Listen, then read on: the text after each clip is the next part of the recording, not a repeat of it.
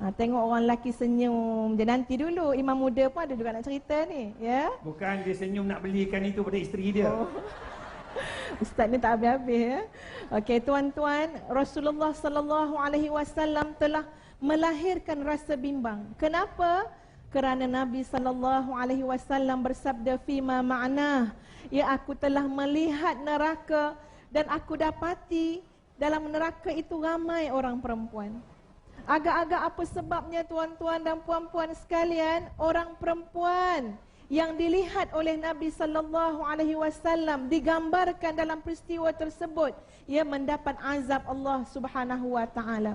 Kalau merujuk kepada hadis Nabi tadi, ya, Nabi kata kerana sifat orang perempuan suka mengkufuri suaminya dan segala kebaikan yang telah dilakukan oleh suaminya dan suka memutuskan silaturrahim. Wallahu a'lam, Nabi kita pasti lebih kenal tentang tabiat umatnya dari kalangan kaum wanita. Kadang-kadang tuan-tuan hanya semata-mata nak menentukan raya ni nak balik mana. Ni dah Rejab ni, tak lama lagi Syaban, Ramadan, Syawal. Ya, ustazah orang Negeri Sembilan, suami orang Kelantan. Nak balik mana raya ni? Tiba-tiba suami kata, oh balik Pantai Timur juga. Tahun lepas balik Pantai Timur. Masam muka boleh cakap dekat mulut, memang tak guna suami ni. Tak ada lagi elok. Padahal cuma kerana masalah nak balik hari raya, kita boleh menafikan kebaikan-kebaikan suami yang lain. Tuan-tuan dan puan-puan, para ibu khususnya para isteri, Rasulullah sallallahu alaihi wasallam pada suatu hadis yang lain, ia bertanya kepada para sahabat-sahabat Nabi sendiri, wahai sahabat-sahabatku, mahukah kamu aku tunjukkan dari kalangan isteri-isteri ini siapakah yang akan jadi penghuni syurga? Sahabat-sahabat kata mestilah mahu. Lalu Nabi SAW menjelaskan beberapa sifat untuk isteri-isteri kita semua menjadi ahli syurga insya-Allah. Yang pertama, hebat kasih sayangnya. Ya, seorang isteri yang hebat kasihnya kepada suami, hebat kasihnya kepada anak-anak, merupakan salah satu daripada ciri-ciri wanita syurga. Yang kedua, ramai zuriatnya. Saya maklum doktor, kalau orang Jawa tak ada 10 jangan kata, ya, ramai zuriat. Adapun yang ketiga, yang selalu sangat isteri-isteri ini memohon maaf kepada suaminya.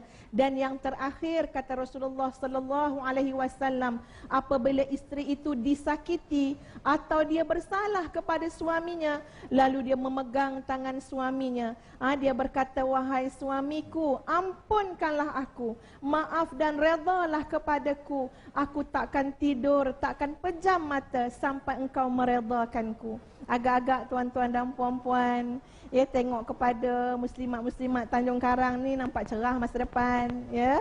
Agak-agak macam mana kita berkelakuan, ya, dengan suami. Mudah-mudahan, ya, kelakuan kita dengan suami, akhlak dengan suami membawa kita menjadi penghuni syurga, bukan yang diazab dalam neraka. Wallahu a'lam. Terima kasih Ustazah Nur Hafizah. Kena tengok suami juga. Kalau suami perangai macam mangkuk nak pegang macam mana?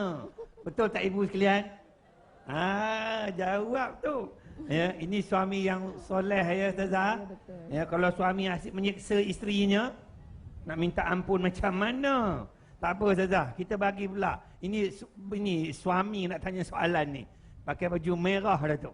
Ya, baik, saya silakan suami lanang ni. Silakan. Bismillahirrahmanirrahim. Assalamualaikum warahmatullahi taala wabarakatuh. Waalaikumsalam warahmatullahi wabarakatuh. Ya, namanya siapa? Saya nama penuh Kamarudin bin Sarap. Daripada Bagan Pasir, Tanjung Karang. Kerja apa Cik Kamar? Saya ni kerja, kalau boleh saya semua kerja saya buat Ustaz. Tapi cuma halal dengan tak. Itulah dia kan. Saya nelayan. Nelayan. Oh, itu perjalanan terhebat tu. Itu yang nombor satu punya kerja. Cuba cerita sikit. Kalau kerja nelayan ni, kalau orang yang tahu babnya teori ni, memanglah dia orang kata dia kat atas je, dia orang tak pergi laut ni. Dia orang tahu teori je, tapi kalau yang pergi tu dia tahu praktikal. Ada sekali dulu, saya cerita sikit Ustaz. Yang panjang-panjang, pendek je. Tak apa, saya pendek. Ada sekali dulu saya dikejar adik ni, angin pusing. Betul? Angin pusing. Oh, Masya Allah Ustaz. Bila kerja angin pusing, semayang tak? Masa itu memang tak ada nak buat apa pun kan. Masa tu dekat laut dengan ombak besar apa semua kan. Ya.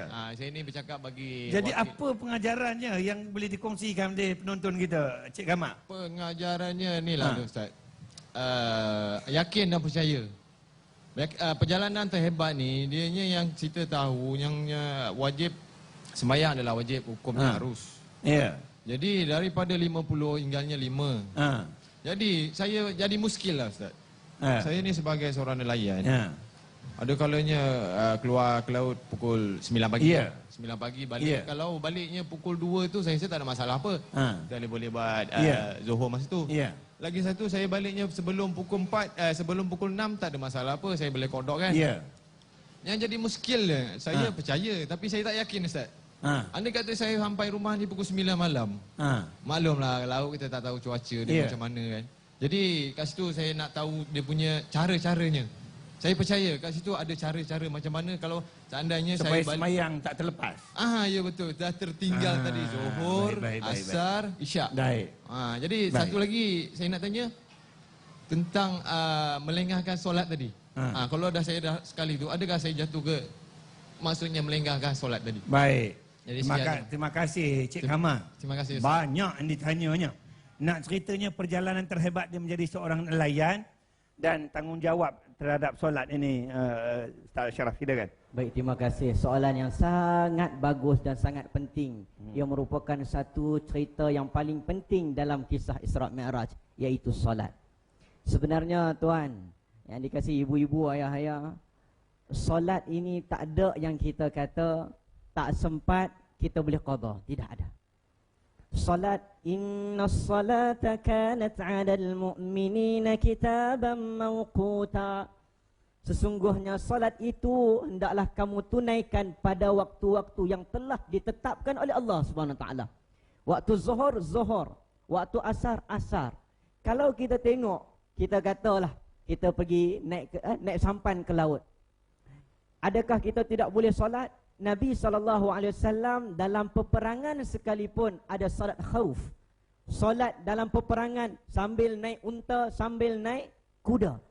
Kalau kita tengok angkasawan sekalipun, JAKIM sendiri keluarkan fatwa, keluarkan macam mana cara nak solat atas angkasa. Apatah lagi di atas laut.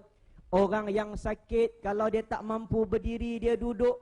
Tak mampu berduduklah, dia cuba baring. Kemudian sehinggalah yang paling akhir, hatinya juga perlu solat. Kalaulah matanya tak mampu bergerak sebagai tanda solat.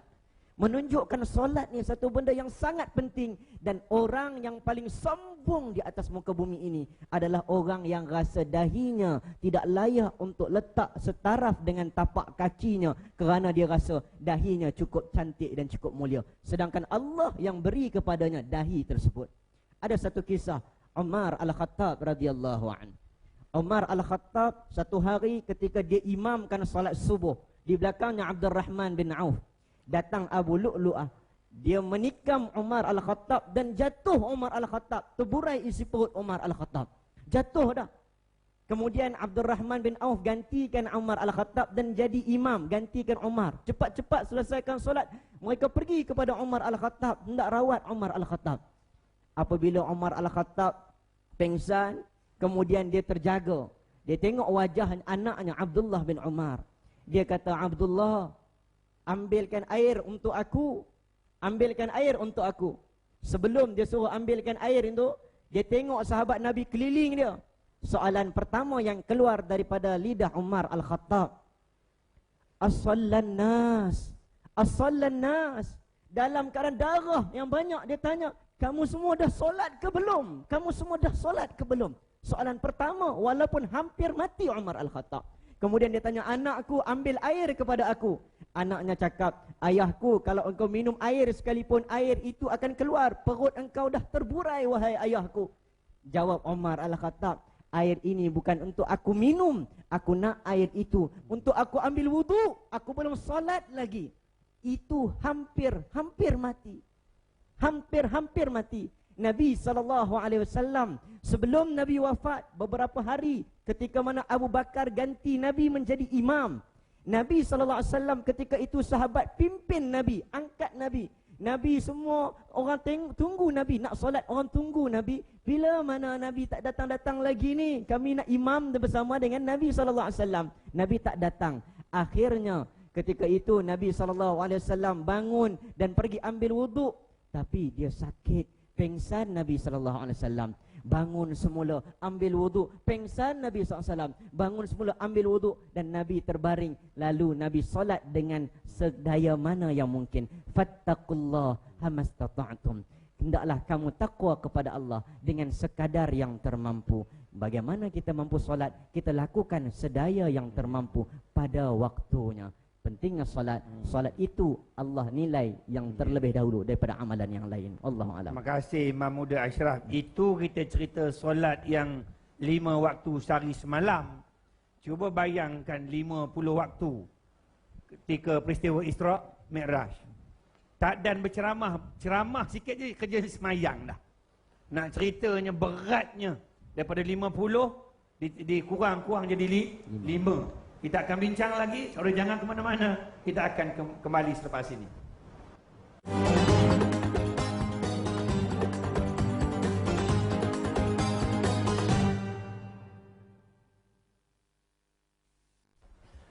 Baik saudara, terima kasih kerana masih lagi setia bersama bicara wara terbaik Forum Perdana Ehwal Islam yang diadakan di Padang Astaka, Tanjung Karang, Selangor. Forum yang dianjurkan oleh Kementerian Pertanian dan Industri Asas Tani dengan kerjasama JAKIM dan RTM sempena dengan Mini Maha Parlimen Tanjung Karang.